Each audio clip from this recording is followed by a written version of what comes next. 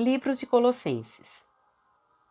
Eu, Paulo, apóstolo de Jesus Cristo pela vontade de Deus, escrevo essa carta junto com nosso irmão Timóteo, aos irmãos fiéis em Cristo, o povo santo na cidade de Colossos. Que Deus, nosso Pai, lhes dê graça e paz. Sempre oramos por vocês e damos graças a Deus, o Pai de nosso Senhor Jesus Cristo, pois temos ouvido falar de sua fé em Cristo Jesus e de seu amor por todo o povo santo, que vem da esperança confiante naquilo que lhes está reservado no céu. Vocês têm essa expectativa desde que ouviram pela primeira vez a verdade das boas novas. Agora, as mesmas boas novas que chegaram até vocês estão se propagando pelo mundo todo. Elas têm crescido e dado frutos em toda parte, como ocorre entre vocês desde o dia em que ouviram e compreenderam a verdade sobre a graça de Deus. Vocês aprenderam as boas novas por meio de Epáfras, nosso amado colaborador. Ele é servo fiel de Cristo e nos tem ajudado em favor de vocês. Ele nos contou do amor que o Espírito lhes tem dado.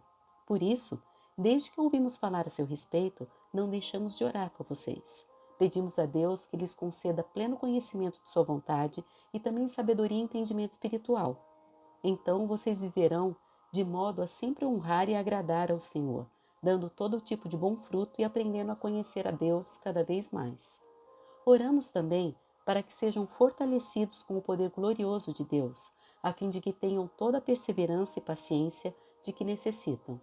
Que sejam cheios de alegria e sempre deem graças ao Pai. Ele os capacitou para participarem da herança que pertence ao seu povo santo, aqueles que vivem na luz. Ele nos resgatou do poder das trevas e nos trouxe para o reino de seu Filho amado, que comprou nossa liberdade e perdoou nossos pecados. O Filho é a imagem do Deus invisível e é supremo sobre toda a criação, pois por meio dele todas as coisas foram criadas, tanto nos céus como na terra, todas as coisas que podemos ver e as que não podemos, como os tronos, reinos, governantes e as autoridades do mundo invisível. Tudo foi criado por meio dele e para ele. Ele existia antes de todas as coisas e mantém tudo em harmonia. Ele é a cabeça do corpo que é a igreja. Ele é o princípio, supremo sobre os que ressuscitam dos mortos. Portanto, ele é primeiro em tudo. Pois foi do agrado do Pai que toda a plenitude habitasse no Filho, e por meio dele o Pai reconciliou consigo todas as coisas. Por meio do sangue do Filho na cruz, o Pai fez as pazes com todas as coisas, tanto nos céus como na terra. Isso inclui vocês, que antes estavam longe de Deus, eram seus inimigos, dele separados por seus maus pensamentos e ações. Agora, porém, ele os reconciliou consigo por meio da morte do Filho no corpo físico. Como resultado, vocês podem se apresentar diante dele santos, sem culpa e livres de qualquer acusação. É preciso, porém, que continuem a crer nessa verdade e nela permaneçam firmes. Não se afastem da esperança que receberam quando ouviram as boas novas que foram anunciadas em todo o mundo e que eu, Paulo, fui designado servo para proclamar. Alegro-me quando sofro por vocês em meu corpo, pois participo dos sofrimentos de Cristo que continuem em favor de seu corpo, a Igreja. Deus me deu a responsabilidade de servir seu povo, anunciando-lhes sua mensagem completa. Essa mensagem foi mantida em segredo por séculos e gerações, mas agora foi revelada ao seu povo santo, pois Deus queria que eles soubessem que as riquezas gloriosas desse segredo também são para vocês, os gentios.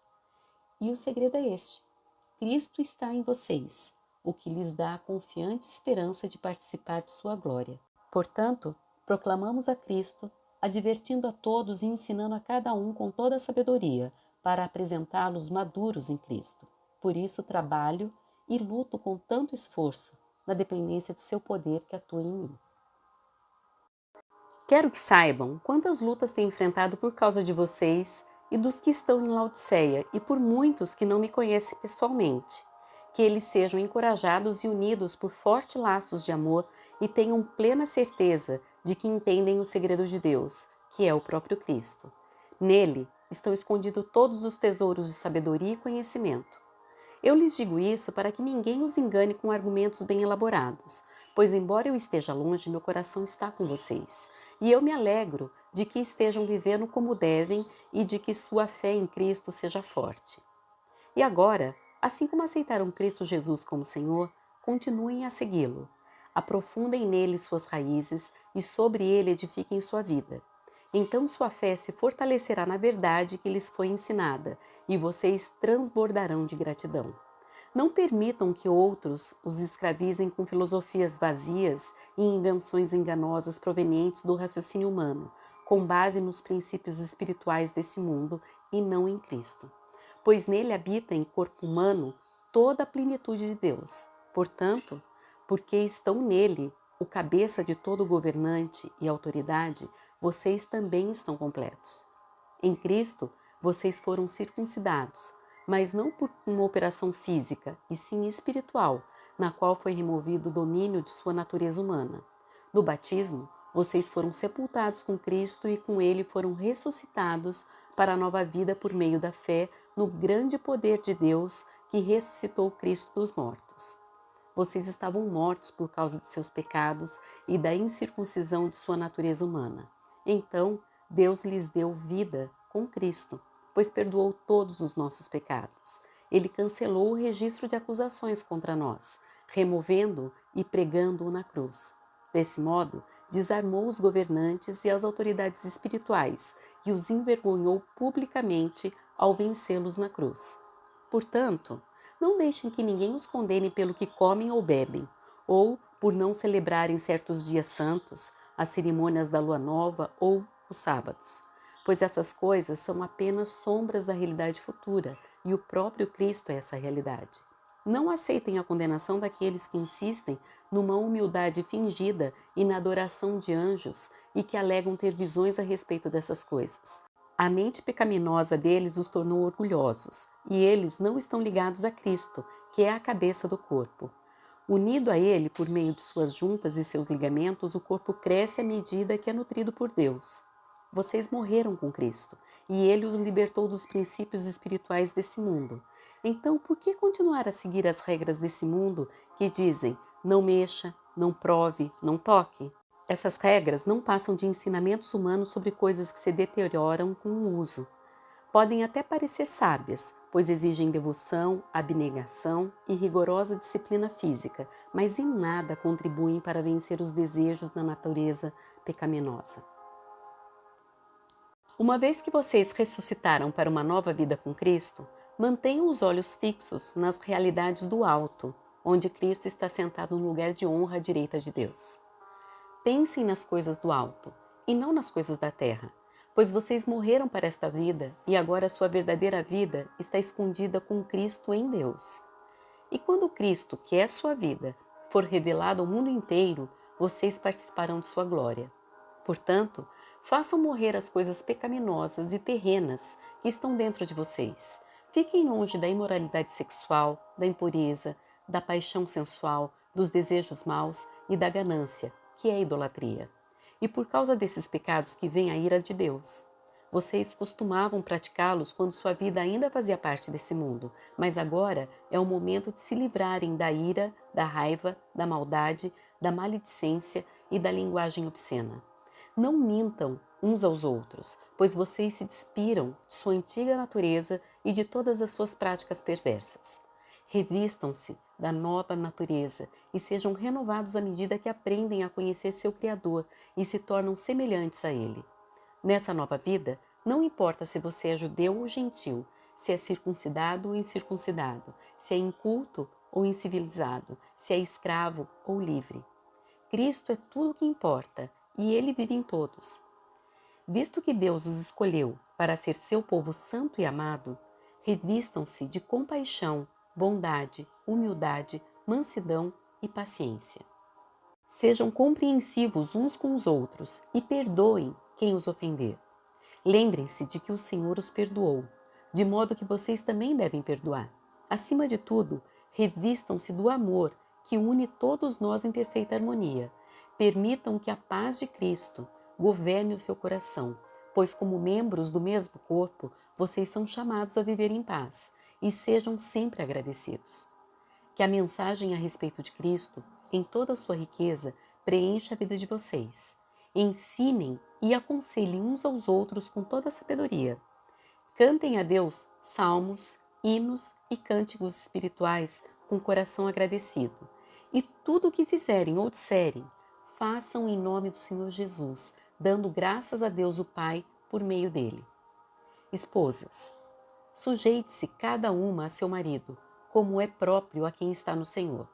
Maridos, ame cada um a sua esposa e nunca a trate com aspereza. Filhos, obedeçam sempre a seus pais, pois isso agrada ao Senhor. Pais, não irritem seus filhos, para que eles não desanimem. Escravos, em tudo obedeçam a seus senhores terrenos. Procurem agradá-los sempre, e não apenas quando eles estiverem observando. Sirvam-nos com sinceridade por causa de seu temor ao Senhor. Em tudo que fizerem, trabalhem de bom ânimo, como se fosse para o Senhor e não para os homens. Lembrem-se de que o Senhor lhes dará uma herança como recompensa e de que o Senhor a quem servem é Cristo. Mas se fizerem o mal, receberão de volta o mal, pois Deus não age com favoritismo. Senhores, sejam justos e imparciais com seus escravos. Lembrem-se de que vocês também têm um Senhor no céu. Dediquem-se à oração com a mente alerta e o coração agradecido. Orem também por nós, para que Deus nos dê muitas oportunidades de falar do segredo a respeito de Cristo. É por esse motivo que sou prisioneiro. Orem para que eu proclame essa mensagem com a devida clareza. Vivam com sabedoria entre os que são de fora e aproveitem bem todas as oportunidades. Que suas conversas sejam amistosas e agradáveis, a fim de que tenham a resposta certa para cada pessoa. Tíquico, irmão amado e colaborador fiel que trabalha comigo na obra do Senhor, lhes dará um relatório completo de como tenho passado. Eu o envio a vocês exatamente com o propósito de informá-los do que se passa conosco e de animá-los. Envio também Onésimo, irmão fiel e amado, que é um de vocês. Ele, Tíquico, lhes contarão tudo o que tem acontecido aqui.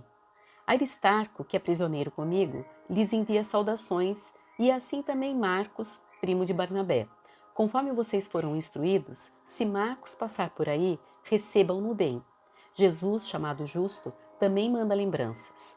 Esses são os únicos irmãos judeus entre meus colaboradores. Eles trabalham comigo para o reino de Deus e têm sido um grande conforto para mim.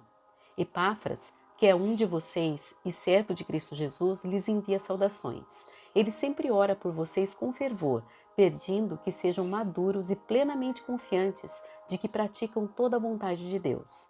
Posso lhes assegurar que ele tem se esforçado grandemente por vocês e pelos que estão em Laodiceia e em Hirápolis. Lucas, o médico amado, lhes envia saudações assim como Demas. Mandem minhas saudações a nossos irmãos em Laodiceia e também a Ninfa e à igreja que se reúne em sua casa.